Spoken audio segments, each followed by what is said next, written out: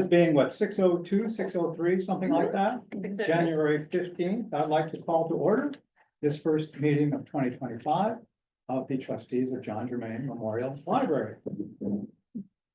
Okay, Great. our first order of business is the oath of office. So the way we're gonna do this tonight, we only have 3 people that are taking it, but it's very important for them, and it's important for us to respect their oath. So I thought, Diane, why don't we start with you? Okay, And you can stand, please, and take the oath, and then we'll move along. all right. I do solemnly swear that I will support the Constitution of the United States and the Constitution of the State of New York, and I will faithfully discharge the duties of the office of trustee of the John Germain Memorial Library according to the best of my ability. Thank you. Dan? I do solemnly swear that I will support the Constitution of the United States and the Constitution of the State of New York, and that I will faithfully discharge the duties of the Office of Trustees of the John Germain Memorial Library according to the best of my ability. Anna, welcome. Thank you. I do solemnly swear that I will support the Constitution of the United States and the Constitution of the State of New York, and that I will faithfully discharge the duties of the Office of Trustee of the John Germain Memorial Library according to the best of my ability. Thank you. Thank you. Welcome to the trustees. And when you're done signing those, hand them to me and I'll sign them and then I will file them. Okay, the next order of business is the review and signing of the trustee ethics and conflict of interest statements. And you have both of these that you've received. Hopefully, you've already studied them over and thought about them.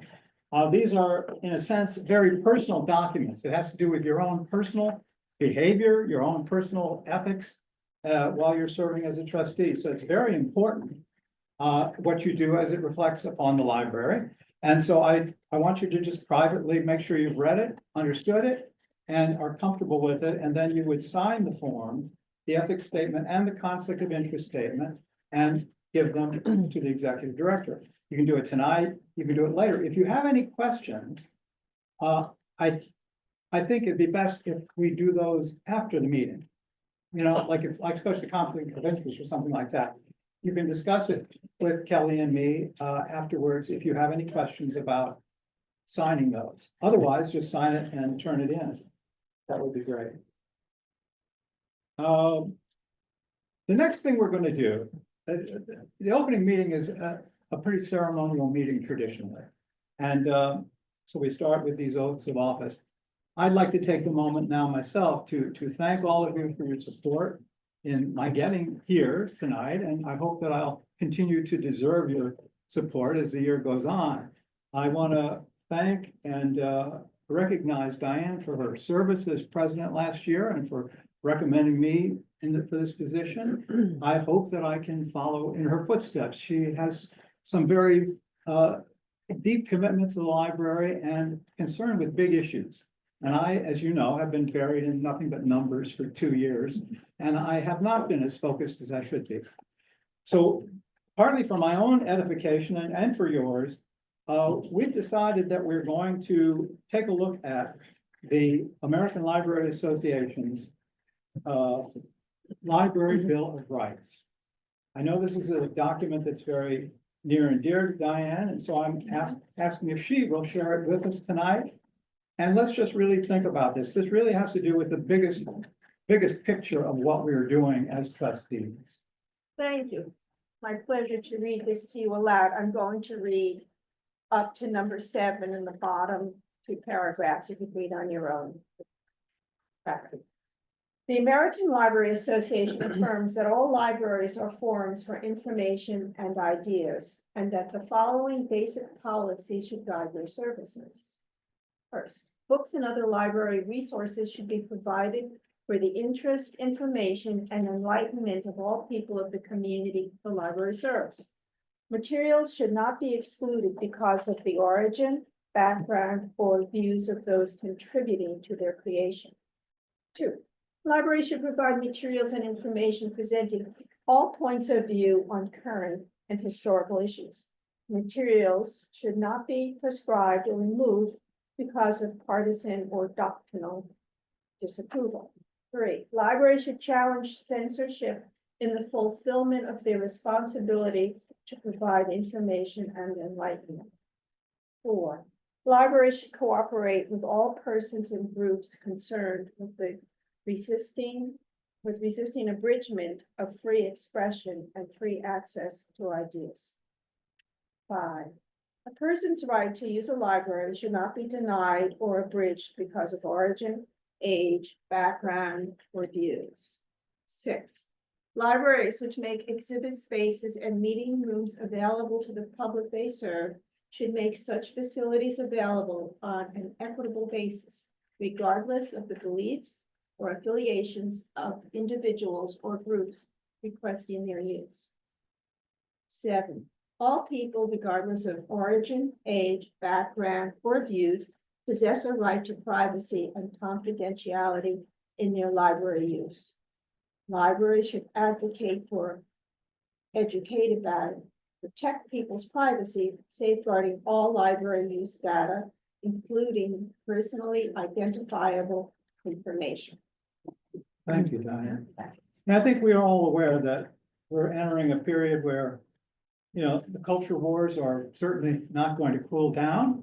And these kinds of big issues about where libraries stand in terms of information, in terms of intellectual freedom and rights, extremely important part of what we are standing for. And every Bill of Rights comes with a Bill of Responsibilities. It's our responsibility to do our best to do these things and then to fulfill that. So with that in mind, I would like to see if we can have a motion to re-adopt. We've adopted this before, but a motion to re-adopt today in 2025, the ALA Library Bill of Rights as a founding, you know, document for the library.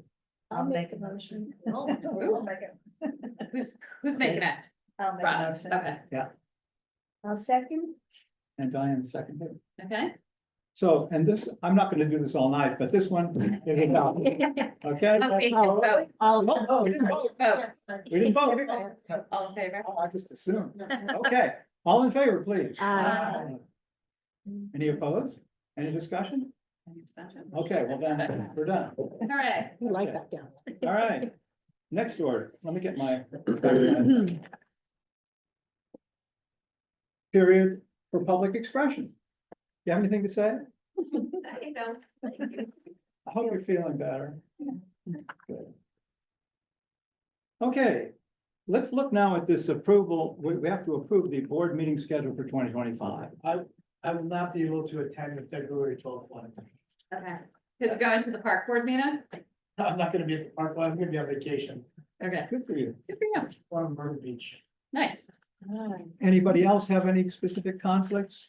There are two dates that were shifted from the normal date just based on holidays and stuff, but Yeah, so the February was shifted a week early because it conflicts with school break. The April one was shifted because it also conflicts with school break, but more importantly, it conflicts with Passover, so. We want to stay away from that, yes. July 16th, Is that your birthday? yes. You Well, can- the day after is my birthday, but I always take that time off. Yeah, what was Dan's date again? It was the February? he's just not gonna make February I meeting. could use that. Okay, great. Are there any other issues? I think we could also just use this as a moment since we looked it up the other day. Trustees can miss meetings. We hope that you don't, but we understand that things arise. You cannot miss more than a quarter of the meetings in the year. So. That's Really, three. That's three, yeah. I was gonna say four. I don't know And- why I thought math is hard. And there's a rule about you're not, Didn't we say a third? Oh, it is a third. You're right, it's a third. You can miss a third of meetings, so you can miss four. four, you can miss four, so please don't miss four. But the one other twist to the rule is that if you miss two consecutive meetings, Yes. then there has to be some conversation, because obviously what the rule is seeking to do is if somebody's on their way out or not really sticking with it, we need to know about that Yeah. and replace them. So that is technically true too. Yes. But of course, it wouldn't apply if someone was sick or something like Yes. that. It wouldn't apply. Okay, now, if there are any other issues with the meeting schedule, I'd like to look for a motion to approve the board meeting schedule for 2025. I'll make a motion to approve the meeting schedule. I'll second it. Great. All in favor? All in favor, please. Aye. Any opposed? Okay, so we have now an approved meeting schedule for 2025. Okay, another simple pro forma thing, approval of the annual budget vote and trustee election. As you know, this is always subject to the approval of the school district. But we need officially to approve this date for a vote and trustees. Anybody have any question about the date or any The concern? same day it has historically always been, which Yeah. is the last Thursday of September And as far as the schedule, the 2 p.m. to 8 p.m., is that based on what we did last year? and the year before. And the year? I know it's only January, but who has to run for reelection on it? Michael. Like, Michael is up, He's- his term is up and he cannot run for reelection. So we know we will have an open See, seat. what you thinking, council? So think ahead in terms of recruiting, which is something we'll talk about from time to time, but think about that, because we will definitely be short. So we need, So we need a motion to approve the annual budget vote and trustee election. I'll make the motion to approve the annual budget and trustee election. Seconded. All in favor? Aye. Any opposed? Okay, so now we have, Question, the Yes. September 17th, that meeting starts at 5, correct? Instead of the 6 o'clock for the budget hearing? Yeah, so the meeting Okay. is at 6 p.m., but But the we're- budget hearing and Is at candidate 5. forum is at 5. Okay.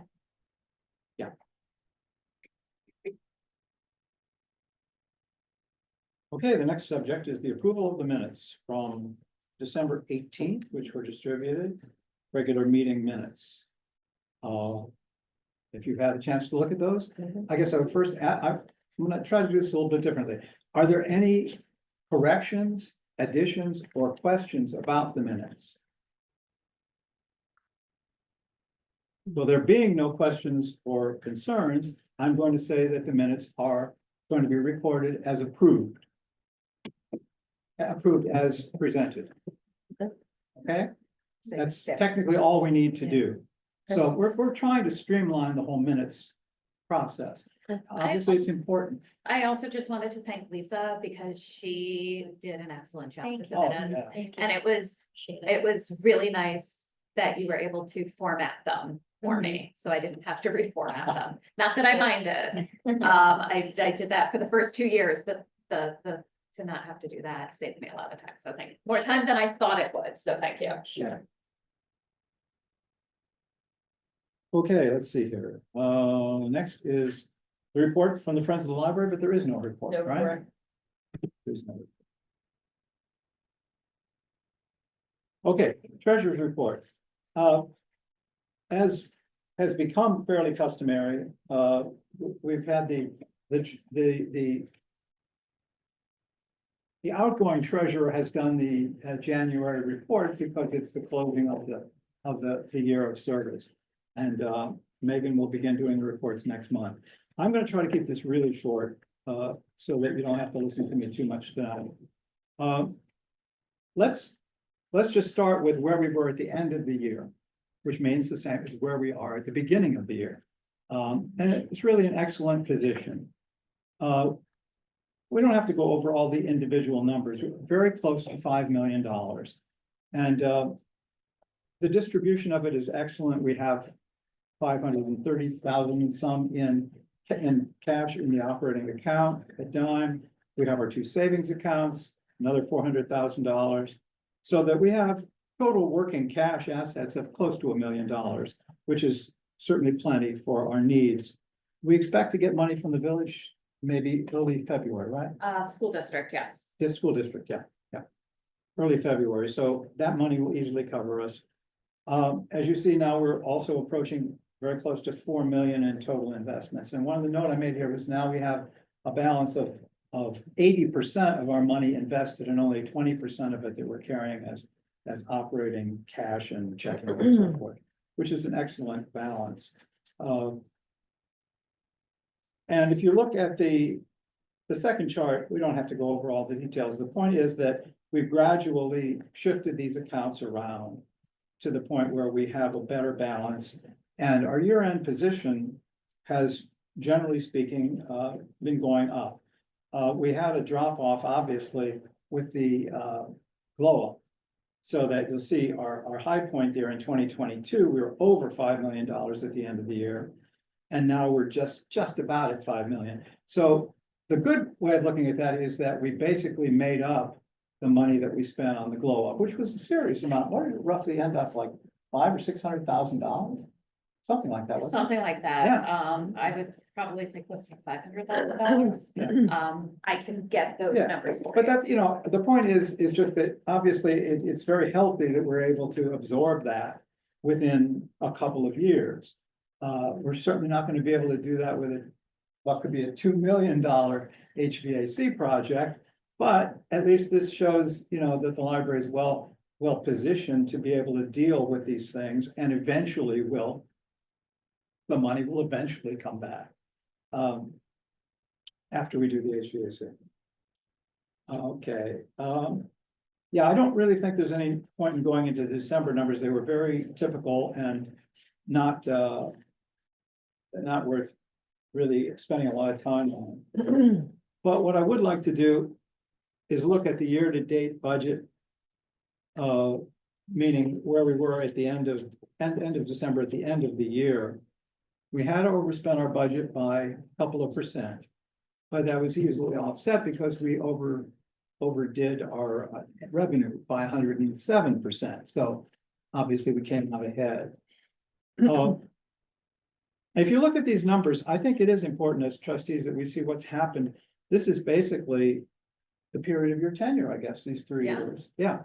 The issues we've faced and the way things have gone, that as you'll notice, the total revenue has gone up from a little over 3 million to 3,725. Expenses have gone up from less than 3 million to 3.6. So, I mean, expenses keep growing, but the revenue has grown as well. And the last number, the net, a lot of this is blow up related, so that we had this big drop off in 2023, which is when we had a lot of blow up expenses. And that would explain that. Again, just to look at the general pattern of what's happening over these 3 years, our contribution income this year, I mean, it's off the charts. I mean, $238,000. Now, a lot of this is due to various legacy gifts. Yes. Yeah. And of course, that's a good thing. It's a sad thing for the loss of these friends of the library, but it's a good thing. And I'm sorry he's not here, but I wanted to thank Michael, who was very instrumental in putting an emphasis on legacy giving and the website and all that. And because it seems to have paid off and will continue to pay off. So that's a very good thing. Financial income, you've heard me talk about enough. I don't want to talk about it anymore. It's going well. Of course, it will drop because as we have less money invested, once we spend the HVAC money, we're not going to see these big returns annually, even if interest rates continue to be good, and they may not. They may not. Program expense is growing dramatically, but so is the program.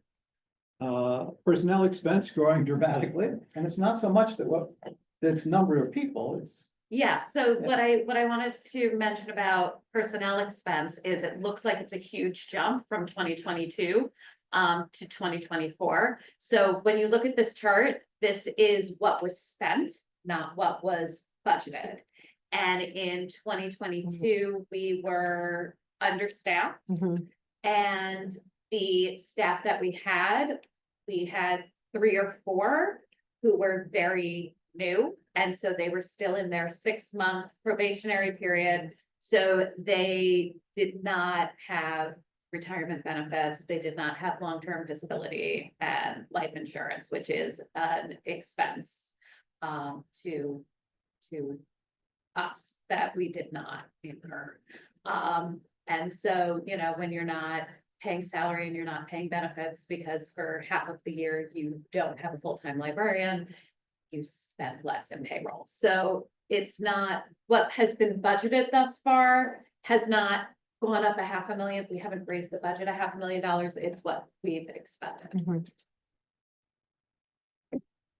Administrative expense, I think this is interesting in that it's remained pretty steady. And now, of course, administrative expense is not subject to the part of the inflation of the numbers on personnel has to do with, of course, benefits. We're very generous with benefits, and benefits are more and more costly every single year. And Megan's already seeing, the scope of these bills for, on a regular basis for various insurances and all the different benefits that we do are huge. And that's why this number has gone up as much as it has. Well, that and people. And people, And people. So we have full-time people who have been in the position for a long time. Yeah. That's great. So it's not just benefits, it's salaries as well. yeah.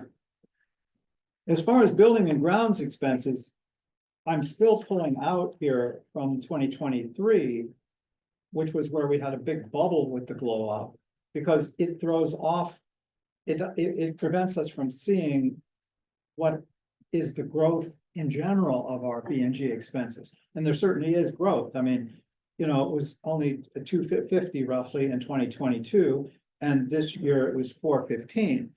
So there's no question. I mean, for one thing, it's hard to judge these because the separation of some of the different bills with the remediation that we're spending and stuff like that. But even this building is now, what, 10 years old?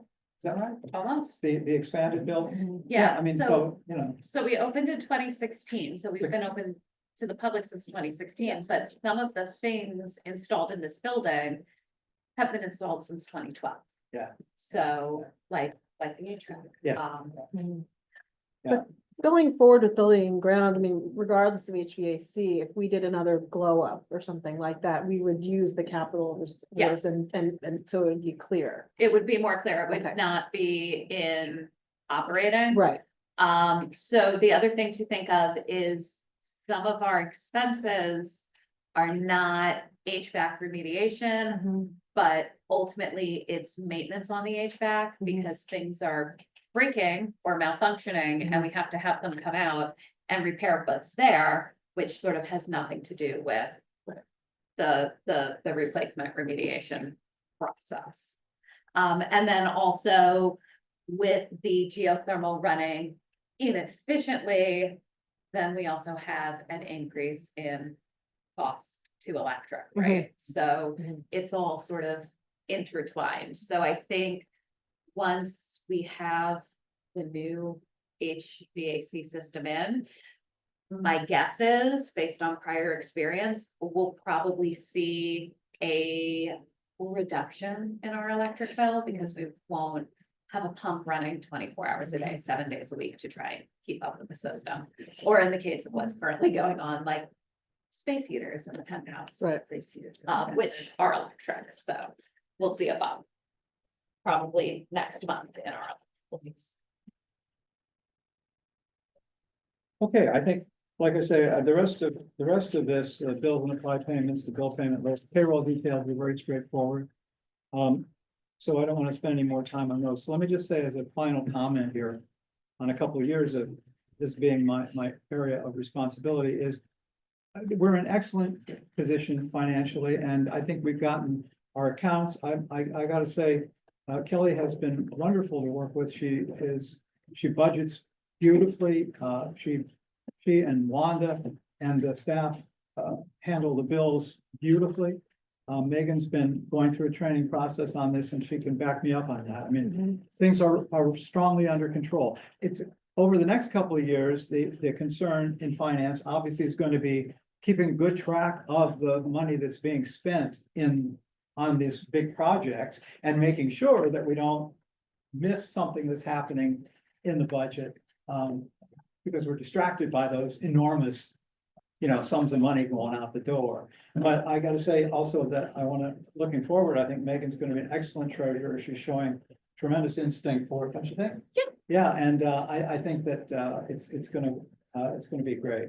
So now just stepping back, in my other role, we need a motion to, unless there's questions or discussion, are there questions or discussions on this? Yeah, Just one for discussion is that, you know, one thing that we cannot rely upon for a solid number moving forward is contribution income. And Right. because this past year was just, you know. Yeah. phenomenal. Yeah.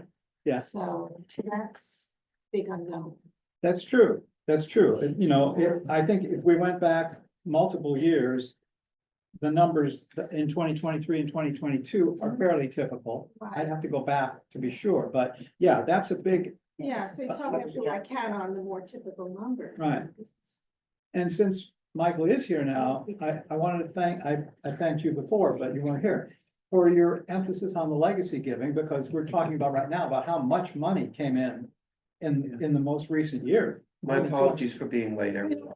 That's fine, but you know, that has really worked out well. And Diane's point, I think, my comment on it is, she's saying we need to be focused on contributions because we don't know what's gonna happen.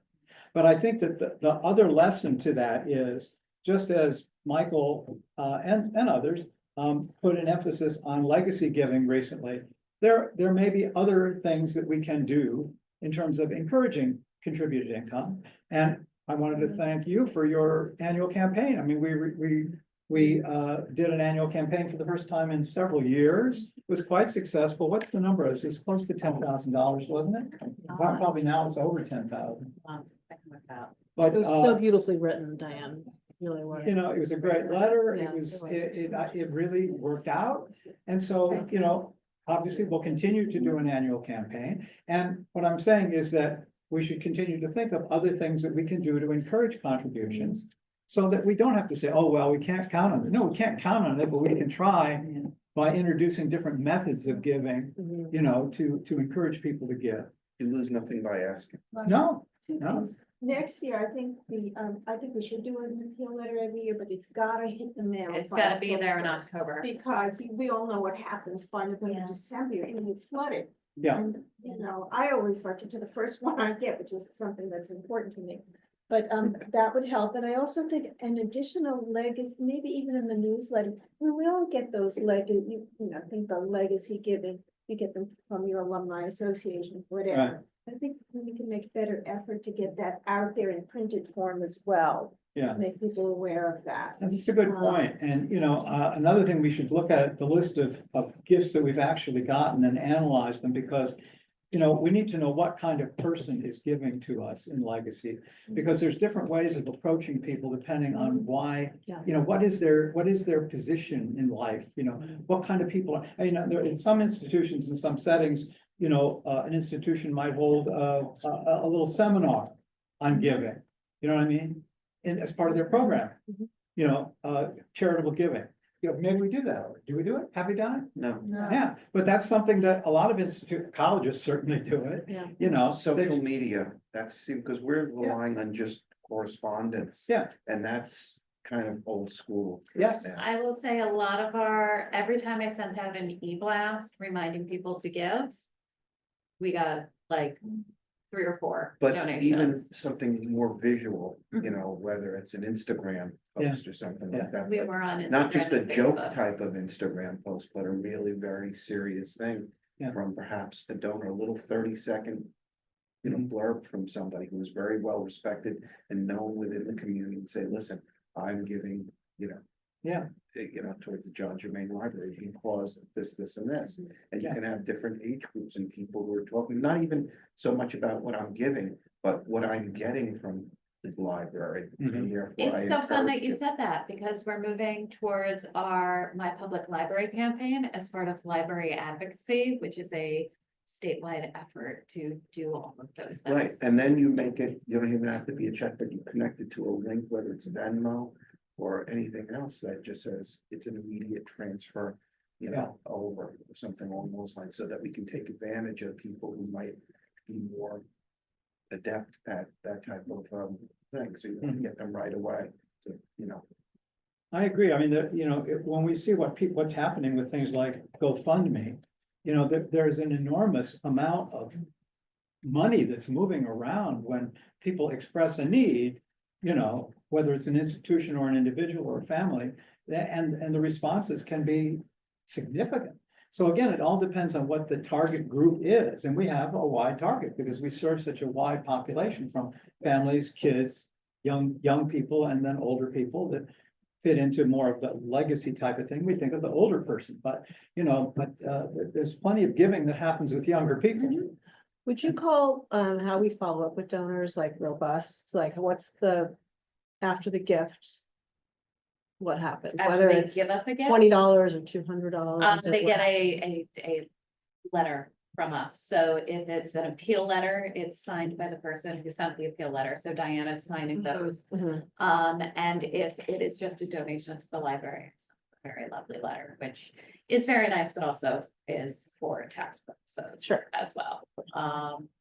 So, and then we have a donor database where we keep the donor information. A lot of what prevented us from getting the appeal out as quickly as we wanted this year was database cleanup, because we took everything from what was sort of a very old Excel file, and uploaded it, and not everything uploaded quite right. So when we started to print letters, we were like, oh, people's names are reversed. So we got a little mired in cleanup, and then also playing, alive, deceased, divorced, or moved away. So now we sort of have a plan in place in how to keep that up to date all year long. And we know who donated to the appeal, who's consistently donated to the appeal. Everybody who is on our list is somebody who's donated, I think, in the last 5 years. A lot of those, some of those letters came back, so we tried to find updated addresses. If that didn't work, we've checked them as their address is no longer valid, so we won't print letters for them next year. Well, what about giving back to the donors, or a donor appreciation event, like a donors dinner? Or something along those lines, or where if you donate up to us, over a certain amount of money. Maybe we do dedicate an evening and we have something, if it's small, you can do it somewhere at like the American Hotel. Or whatever it is, because these people are giving enough and they do want to be appreciated, not just a tote bag or a hat. Or whatever, but just something. Well, engagement's I important. have to ask Engagement. Al what the law is. In like what you can, because goods and services and what we can and cannot give, So and because. But you can do an open house. we can do, well, yeah, but you want to dedicate, you want to have it to this, a select group of people. Well, yeah. Who have shown that they're Yeah. dedicated to that, and- I'll, But would What that if kind it's- of what thing if it's- prohibit what you if it's- from entertaining people here? it could, because Really? there's like a cost associated, right? So like, if you donate, I'm just gonna say $1,000 to the library, then you get to come to our donor dinner. Well, that's a good or a service. Like, if you can call it thank you dinner, but it's a good, like, it gets legally murky, and I would want to discuss that with our external auditor before Well, we I can unmurky say it, what if that- it was a privately funded event? privately funded by the library. No. By some benefactor. By a benefactor, that's a whole nother animal. How about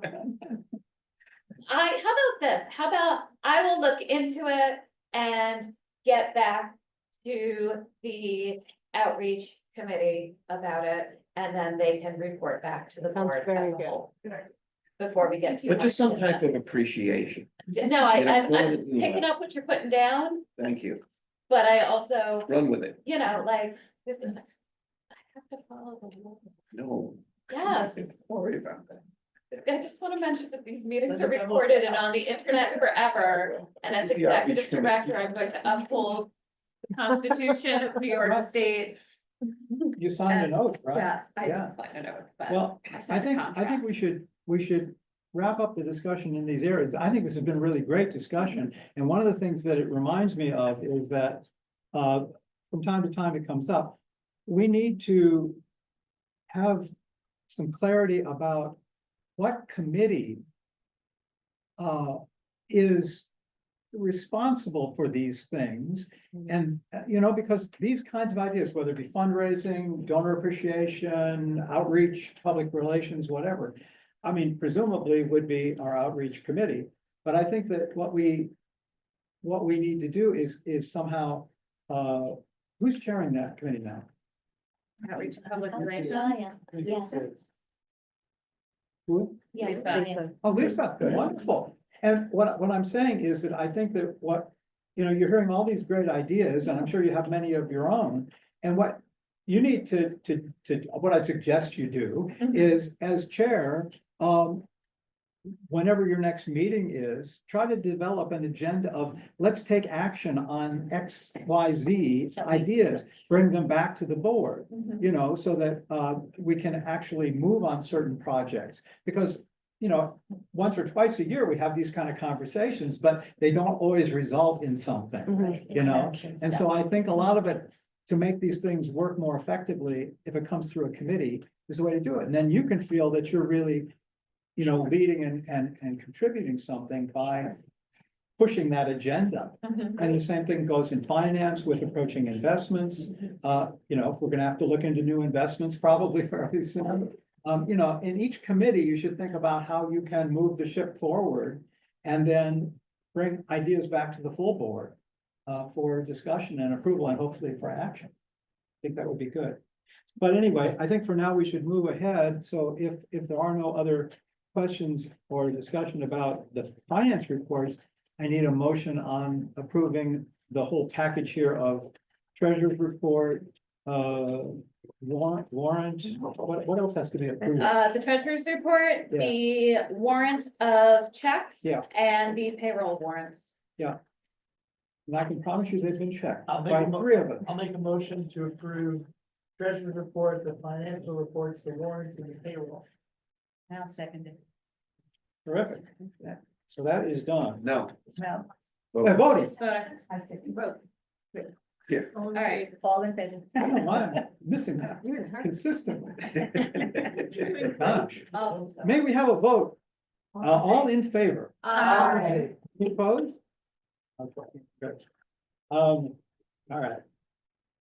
I'm just trying to rush. I didn't say this because I didn't want to embarrass her, but part of the reason that I'm rushing the meeting is that Kelly has been here since about 7 o'clock this morning, dealing with the heating problems. Kelly, it's nice. Well, it's hot here. You're welcome. Toasty, it's nice.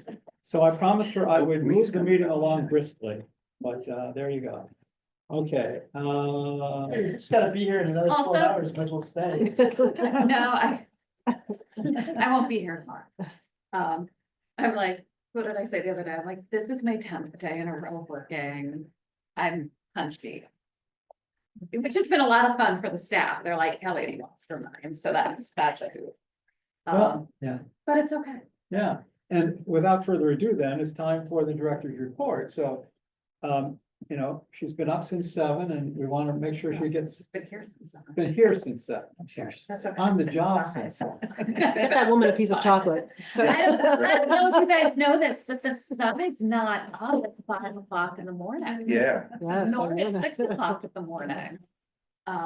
Nor even at 7, really.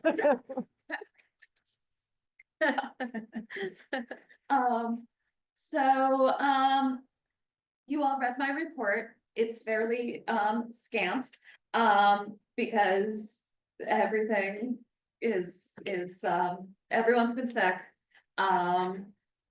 Everything is broken, but everyone's feeling better and everything is mostly fixed. And I will leave it.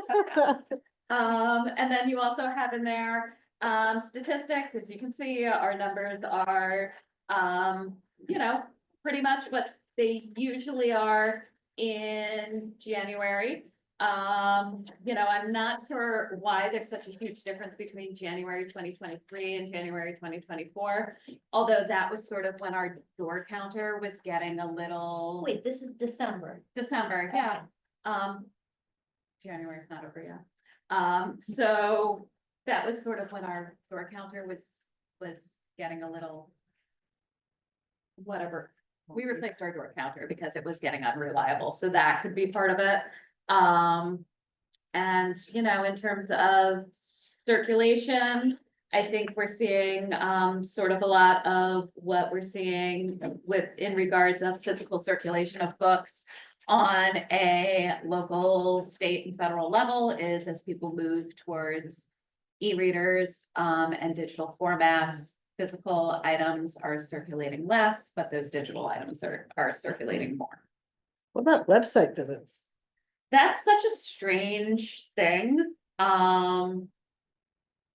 You know, I think we had a lot of more website visits because we were closed for the glow up. And then Oh, even though we were open, people like didn't realize we were open. I got you. But also, you know, we try to do different things to drive people to our website. It's, you know, it depends if there's something exciting on the website. But not that our website is not exciting, but Yeah. Do we have a sense from the website usage, like of, based on where they're hitting the site, like what demographic is primarily driving these numbers? Is it a family audience? Is it a- that we cannot tell. Because we don't employ, the use of hacking into your webcams. So I couldn't tell you who is using our website. But you but- could find out the page hits. Yeah, we Like, can find, yeah, we can find out the page Or, hits, we yeah. can find out, you know, what time of day people, we know how long people spend on our website on a particular page. That sort of stuff can get pretty granular, but usually people are using it to figure out what programs we offer. And, you know, searching for materials for books and stuff, so those are the basic things. And we get more hits on days like today, which is 15th, so the 15th of every month is when registration opens for all of the programs for the next month. So you can register for February programs now, because it's January 15th. So that's that, and then the personnel report is the personnel report that you get every January, which just lists all of the stat salaries. Anybody who is hourly, that is their hourly wage, but anybody who is salaried, that is their full salary. And that's it. Oh, let me do this, no, I'll do it under, when we discuss the HVAC. We'll talk about that under HVAC. We can't really discuss the personnel No, report we don't discuss the because of the personnel report. circumstances here. So there's no discussion on it, but we do need to. Approve vote. it. We need to vote, but first we have to have a motion. So we have a Just motion. to- Question first, Yeah. with the e-reference databases, is that in the library, an in-library statistic or an at-home? It's both. Okay, So what the databases are is something we call the WAM stats, which are the Web Access Management stats. So that's if anybody from our library uses any of the digital resources that are available to anyone in the Suffolk Cooperative Library System. So that's anybody who worked at a school, that's like your novel list databases. It's also any of the other reference databases that we have. I feel like a lot of those tend to be in librarian use. It also includes any of the databases that we pay for outside of those. So that off the top of my head, I might miss a couple, would be things like Mango Languages, ABC Mouse, Muzzy, Ancestry.com, Consumer Reports, any of the Brain Fuse resources, which is homework help, job help, vet help, resources for veterans, those sorts of things. We actually get fairly good amount of use of the ones that we pay for. Muzzy, we chose not to renew because we're not getting great use of it, although now somebody has found it and they're using it. But as part of Mango Languages, we have something called Little Pim, which is instead of sort of scary, I mean, Muzzy's not scary, he's adorable, he's like in my wheelhouse with my video cassettes, but Little Panda is just a cute little panda bear that will teach you languages. And yeah, and then in terms of digital books, I just wanted to mention, that's not just Libby. That also includes Hoopla, Canopy, and Flipster. And what's interesting here, Flipster is digital magazines in terms of library size, and percentage of library patrons who use Flipster.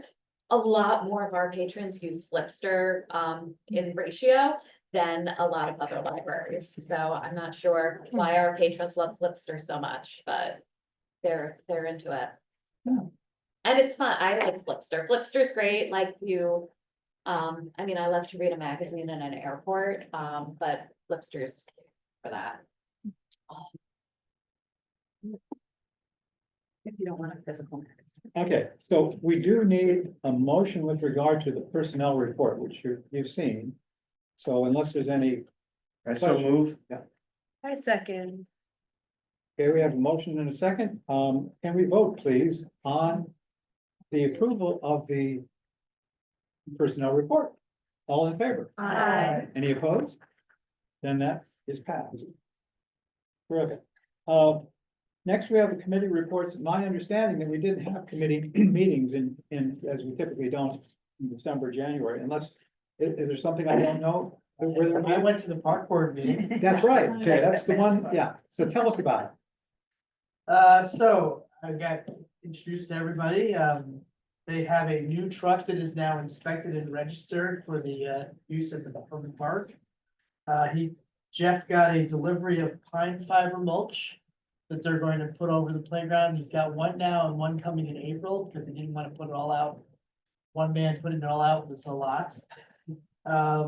They're talking about converting the tennis courts to all 8 pickleball courts. Moving the tennis courts and changing the pickleball courts. Wait, eliminating the tennis altogether, In the hard courts. the hard court, so there's only 2 hard courts. Oh, so then maybe want to cut them into 8 pickleball. Eight Oh, pickleball yeah, spots. to turn them into- Yes. They have some sort of financing to do that. Somebody's patron is gonna give them money to do that. And they're talking about replacing the osprey nest that is there. They've been in talks to replace it and fix it up. Thanks, Dan. Thank you. Better you. With regards to the committees, so, our next board meeting is early. I have to get the annual report to New York State done.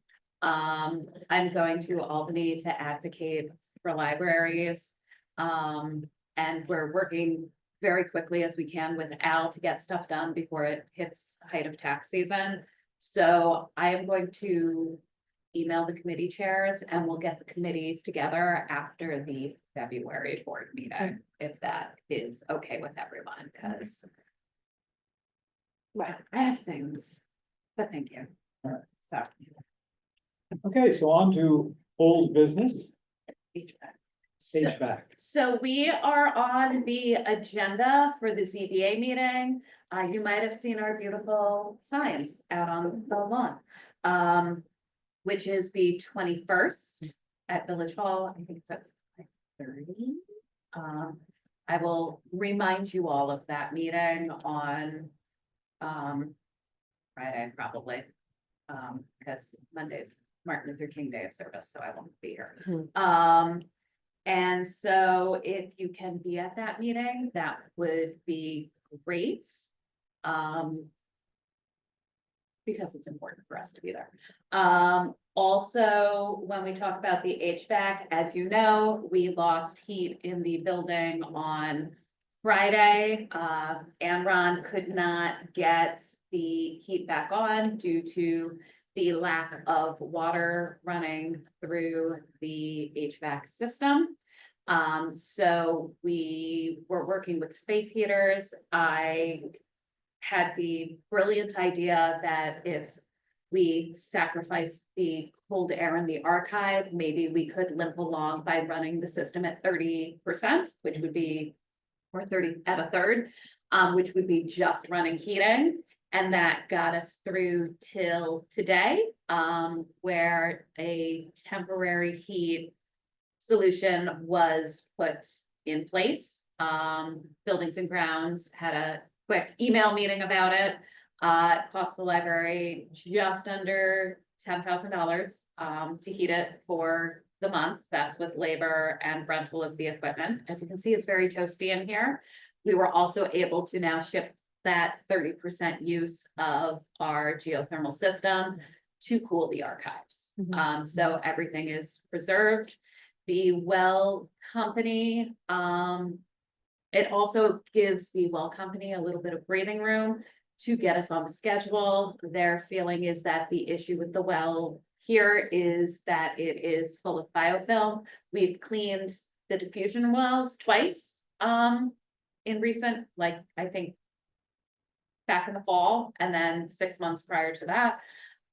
So it's their feeling that the source well, it's probably too full of biofilm and needs to be cleaned, which should, in theory, restore water flow to the units so we can have heating and cooling running. But we'll know better once they can get here and clean that. They were gonna try and come on Friday, but it is a multi-day process and the library is closed on Monday. And they would have had to have used a different rig setup, which would have required us to close the road, have additional well guys here.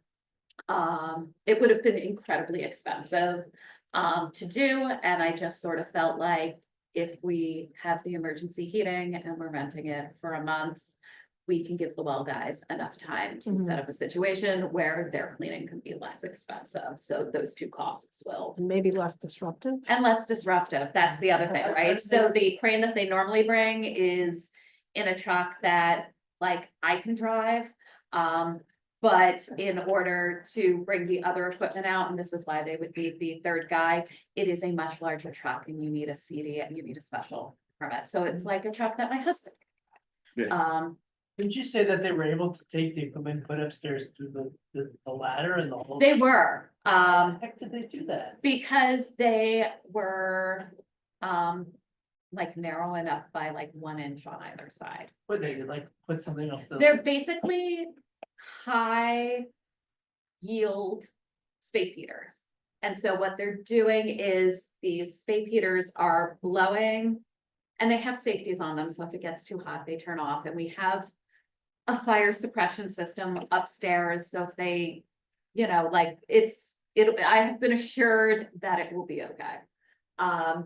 They're basically blowing hot air into the air handlers, and then the air handlers are pushing that hot air into the building.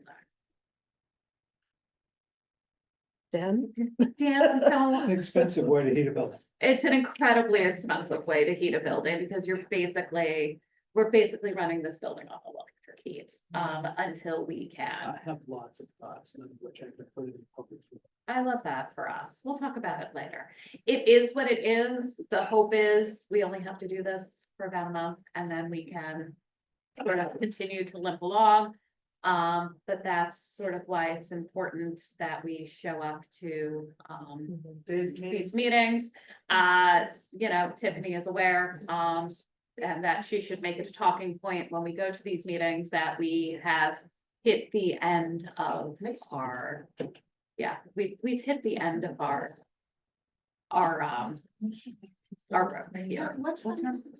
I think it's 5:30. The other part of that is, and this is why we went with the solution that we did.